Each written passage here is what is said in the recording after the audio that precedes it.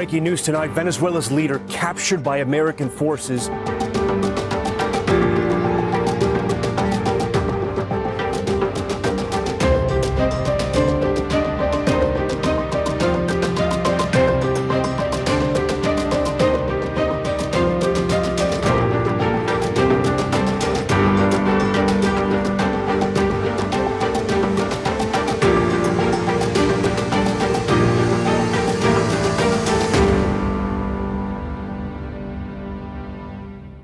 Hello, everybody. I'm Tina Brown. And How are you? I'm so happy to be sitting here with someone I so much admire, Leopoldo López, who built a political movement in Venezuela to oppose Maduro and paid a heavy price, as you saw, character assassination, 7 years in prison or house arrest, exile for the sake of his life's mission, restoring democracy in Venezuela. And now Maduro's gone, and there's no one I'd rather hear from about sort of what's happening. You know, we don't hear enough of the details. So let's just hear from you, Leopoldo. What has changed since Maduro was toppled on January the 3rd? Well, first of all, thank you very much, Tina. It's a great honor, and hello to all of you. It's a great honor to be here. So, what's happened? We're much better off than what we were at the beginning of January, much better off. The capture of Maduro is a tremendous step forward. It's justice. It's something that Venezuelans wanted to see. Maduro was being prosecuted at the ICC, the International Criminal Court. The UN had documented tens of thousands of human rights violations, including murder. Maduro was responsible for destroying Venezuela, destroying the economy, creating a humanitarian crisis, and the largest exodus, migration exodus in the world today. A third of the population, almost 10 million people, left the country in the past 10 years. So it's been massive and in a very short time. So when Maduro was captured, it was before and after. And the US has taken effective control of its influence in Venezuela. It's very clear. A week after Maduro was captured, the director of the CIA was in the presidential palace. Then the Secretary of Energy went to Venezuela, the Secretary of Interior, the commander of the Southern Command in military uniform also went to Venezuela. So that shows the level of influence that there is in Venezuela today of the United States. So there is an economic recovery that's taking place, an economic transition, but what we hope for, we're much better off, but what we hope for is that all of this leads to a transition to democracy. And that can only happen if there are elections. So what we hope for is that there is elections that can lead to a democratic and legitimate government. Well, I mean, Maduro enforced that kleptocracy that he ran with intimidation and brutality, which doesn't just usually disappear just because the dictator left. I mean, is there any evidence yet that has now gone from the streets of Venezuela? I think there are 500 political prisoners still in prison. Yeah, it's a great question. So when Maduro was captured, there were over 1,000 political prisoners. I myself was a political prisoner. And over the past 10 years, there's been 20,000 unlawfully detained people and political prisoners. So I just want to put it into perspective. There's still almost 500 political prisoners.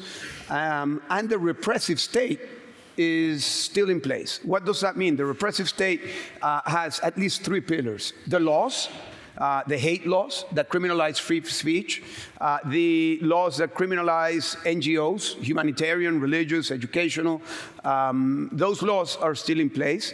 The judges who execute these laws are still there. There is not a single judge that is independent. This is very hard for someone that's never lived in a dictatorship, in an autocracy, to think that a judge is simply non-independent, that it will follow the orders of the regime.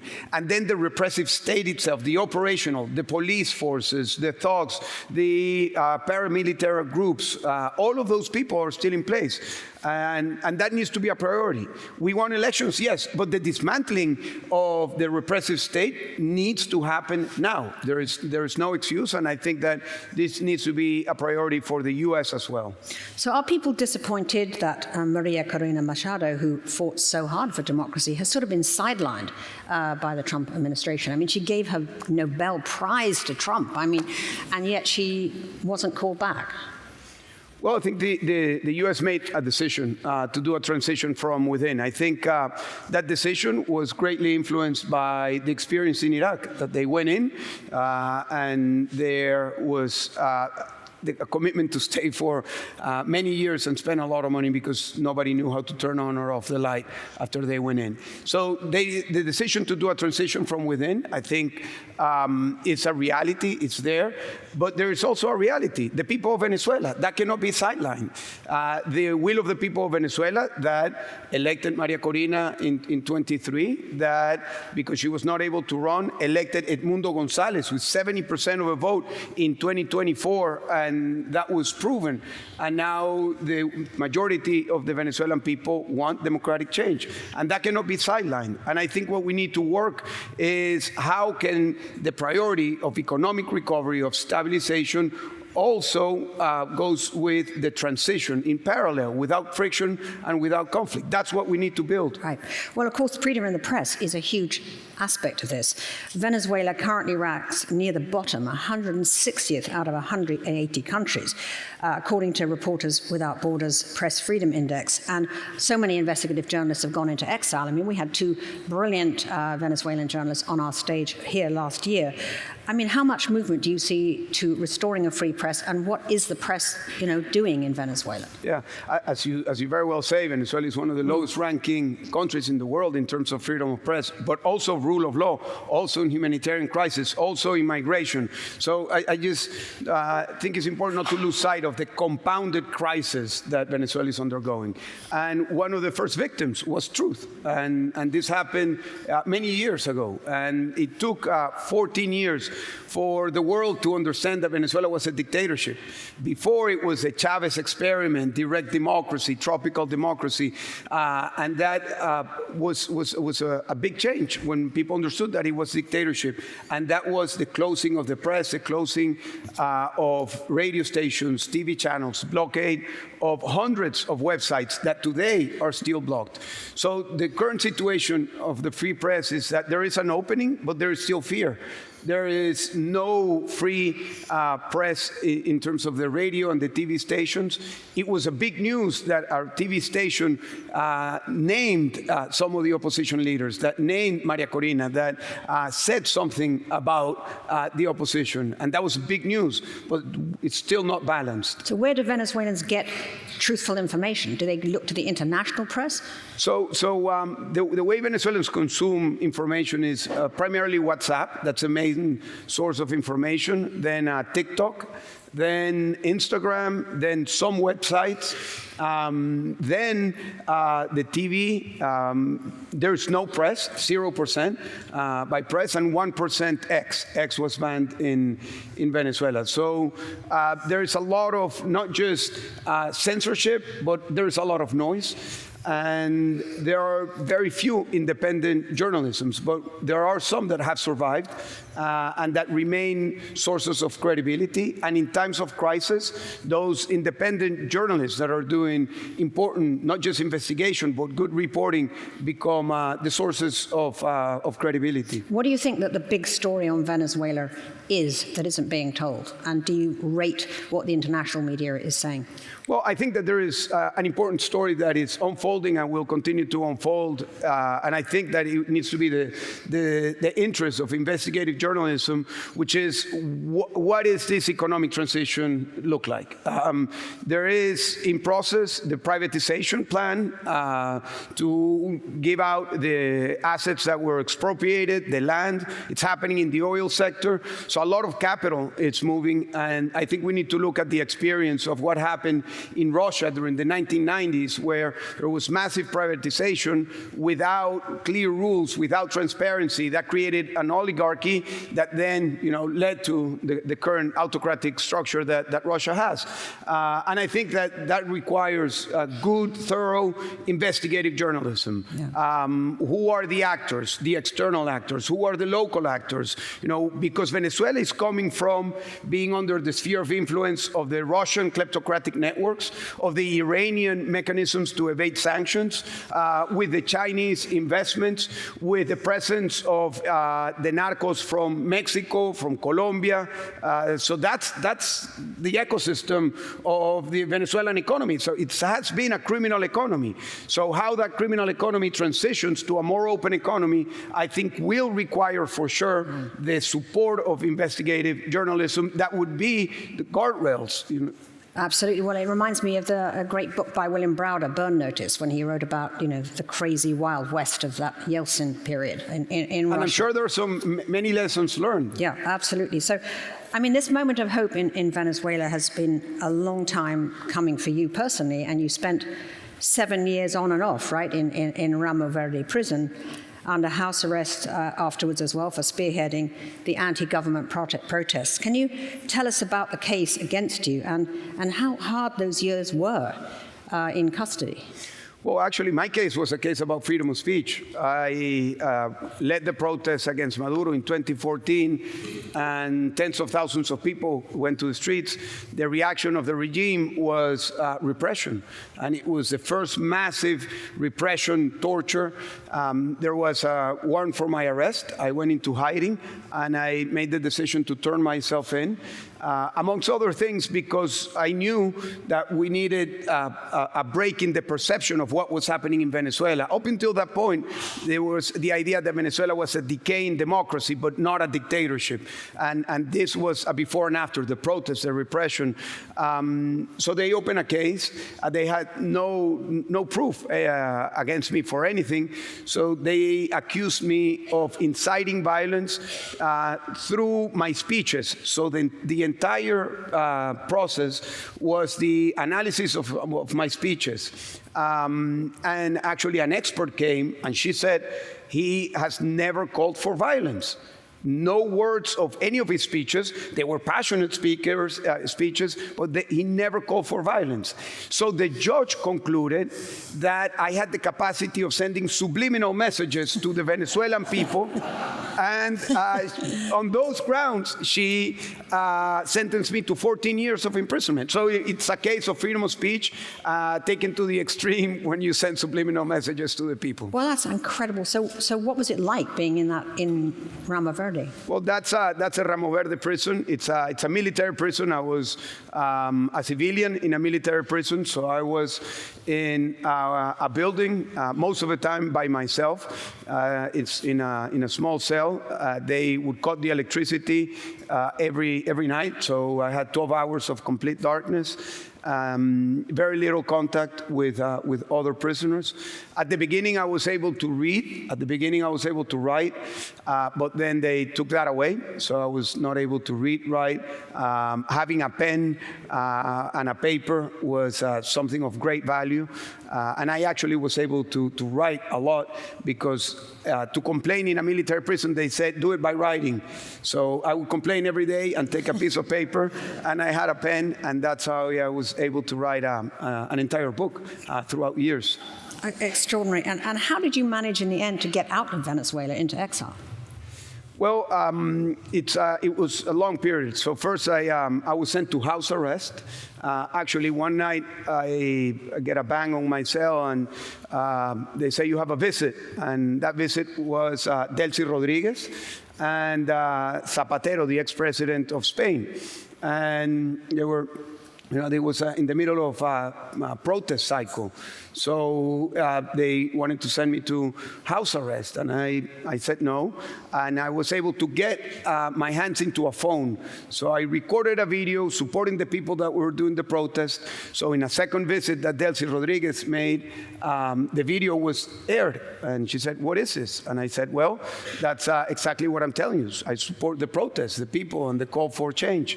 So they sent me to a very very intense punishment cell. But after that, they sent me to house arrest. From house arrest, I supported again the protest, and they sent me back to the Ramo Verde prison.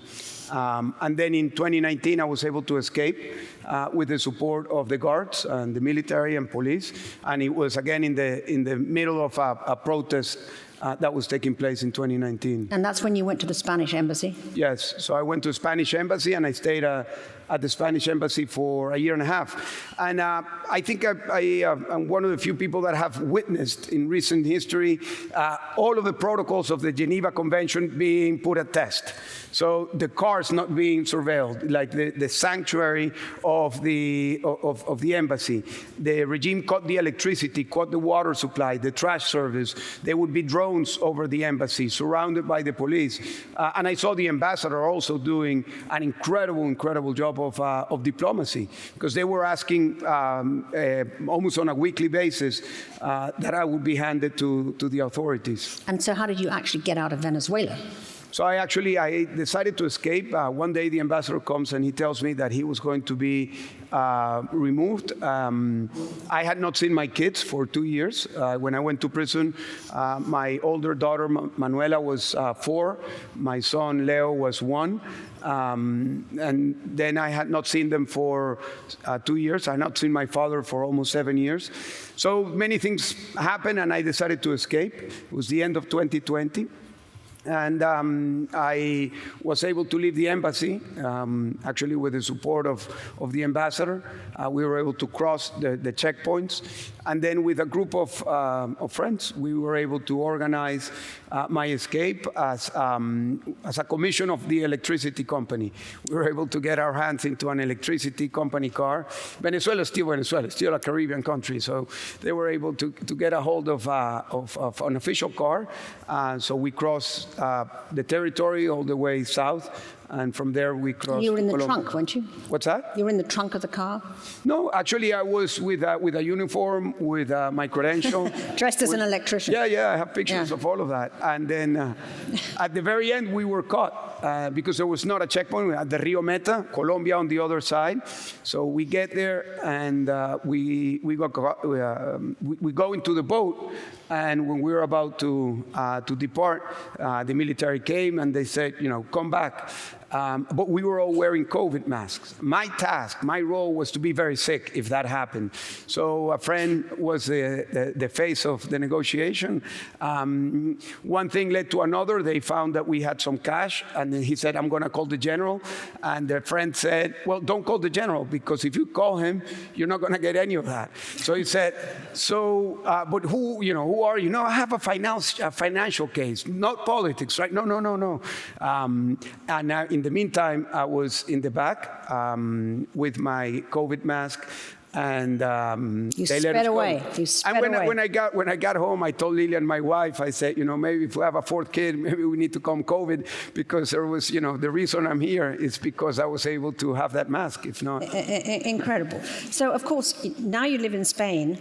But as little as the end of last year, the Maduro regime was still going after you, right? And your house was left behind. Yeah. And what happened to the house? Well, last November, I gave an interview and I supported the deployment of the military and the pressure on Maduro that led to the capture of Maduro. And I reasoned that because we have done everything in Venezuela. We have taken the streets. We have been repressed and killed. We have gone to elections. We have won. We have gone to negotiations. They've been disregarded. So I gave an interview supporting that deployment. And the next day, the Maduro regime went into my home. They stole absolutely everything. They tore the house down and completely, the walls, the ceilings, and they killed my dogs. We had 2 Labrador dogs, and they were being taken care of, and they killed them. This is only 4 months ago. Absolutely. Unbelievable. I mean, so... And then the day after that, they stripped me of the Venezuelan nationality. So, and I want to say something. That's my story, but I invite all of you to meet Venezuelans, and every Venezuelan has a similar story about freedom, democracy, human rights violations. And I encourage all of you to go and speak to Venezuelans and ask them about their own story, because this is what we have felt as a nation. We have been deprived of our freedoms. And freedom is not one thing, it's the sum of many things. And every Venezuelan has a story. It's unimaginable for us. And you're right, we have to get people's stories and ask them. And this is what journalists need to do constantly, is keep asking people what their stories are on this. When do you think it's going to be safe for you to go back to Venezuela? Because now you don't even have nationality. So how do you get back to Venezuela? Do you want to go back to Venezuela? Of course I want to go back. And I hope that we go back soon. I think all of us who are in exile need to go back. Edmundo González, Maria Corina, all of us, we need to be able to go back. And I think that this is going to be a stress test for, what is really happening in Venezuela. I think it's, as I said before, we're much better off than what we were before January, but we are not where we want to be. We want democracy, prosperity, sovereignty. Are you concerned that Delcy Rodriguez is frankly, biding her time perhaps until the American midterms, that she's, that the so-called, the collaboration with the US and the sort of march to, to freedom, et cetera, is actually smoke and mirrors? I mean, how much can we trust that Delcy Rodriguez won't, in fact, kind of enjoy being in power and the repression slowly but surely just entrenches? Yeah. Well, I think she might be the happiest person in Venezuela now, because all of a sudden she became president, and of course, if she could stay, she would want to stay. That's what this regime has done for almost 30 years. They have stolen elections. Her brother was instrumental. The architect of all of the electoral fraud was Delcy Rodriguez's brother, Jorge Rodriguez, who is the president of the Assembly. So if they could by themselves, of course they would stay in power. But there is significant evident influence of the United States, and I think that it's in the best interest of the U.S. to build a transition to democracy. Venezuela needs to be a success case, and it can be a huge success case, but if it remains autocratic, it won't be. And it won't be an economic success case if there is not the buildup of credible institutions, of rule of law, of transparency, and that needs to happen. It doesn't need to happen from one day to another. Transitions take time. Transitions are fragile. Most transitions fail. Most transitions fail. And in order to make Venezuela a success story, we need to go aligned with the economic recovery, with the losing fear, engagement of the civic space, and the buildup of democracy. So if there are elections, say in a year or two, would you wish to run for president? Today, it's very clear that we have someone who's representing that will change, and is Maria Corina Machado. And I think that the rebuilding of Venezuela will require so many spaces of engagement at so many different levels that we will all contribute to this in one way or another. It's a huge opportunity that we have to reconstruct a country that needs to be part of the sphere of influence of the geopolitics of democratic countries. The Western Hemisphere needs to be democratic. It could be the only hemisphere fully democratic. And that also requires that Nicaragua and Cuba also follow a process of change. We need to always remind that Nicaragua is the North Korea of the Western Hemisphere. And Cuba, I also think that it's ready for change.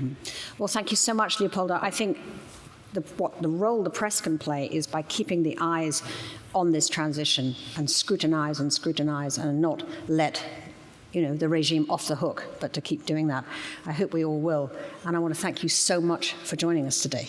Thank you. Thank you very much, Tina. Thank you.